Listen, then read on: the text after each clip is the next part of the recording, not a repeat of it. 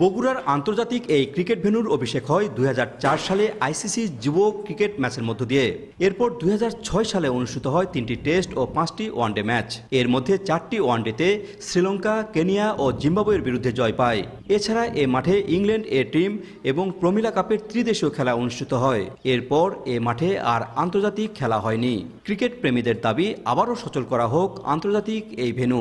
DPL, Dhaka league এগুলো হচ্ছে না, যাতে করে আমাদের স্টেডিয়ামের সঠিক কার্যক্রমগুলো ঠিক হচ্ছে না। বাংলাদেশ ক্রিকেট বোর্ড চাই অবশ্যই সম্ভব, আমরা চাই এখানে তার ইন্টারন্যাশনাল খেলা ভেন্যুটা দেখ, তাহলে আমাদের জন্য ভালো। আর কি স্টেডিয়ামটাকে পুনরুদ্ধার করার ব্যাপারটা যদি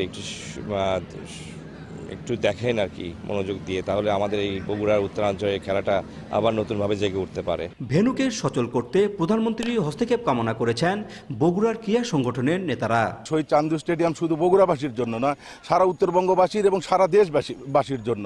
কারণ আপনারা অবগত আছেন, বগুড়া থেকে অনেক খেলোয়াড় জাতীয় দলে এখনো খেলছেন এবং পাইপলাইনে অনেক খেলোয়াড় রয়েছেন। চিঠির মাধ্যমে ব্যক্তিগতভাবে যোগাযোগ করা হয়েছে, তারপরে এখনো ইন্টারন্যাশনাল ম্যাচ এখানে দেওয়া হয় নাই।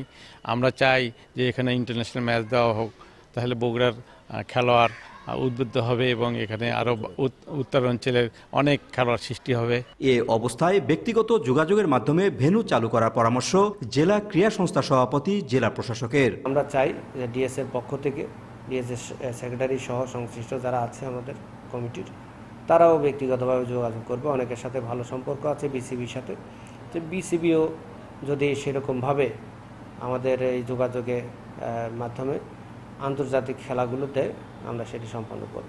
আইসিসির তৎকালীন ম্যাচ রেফারি ক্লাইভ লয়েড, শ্রীলঙ্কার মাহেলা জয়বর্ধনে ও পাকিস্তানে ওয়াসিম আকরাম ভূয়সী প্রশংসা করেন এই মাঠের। মাজিদুর রহমান, সময় সংবাদ, বগুড়া।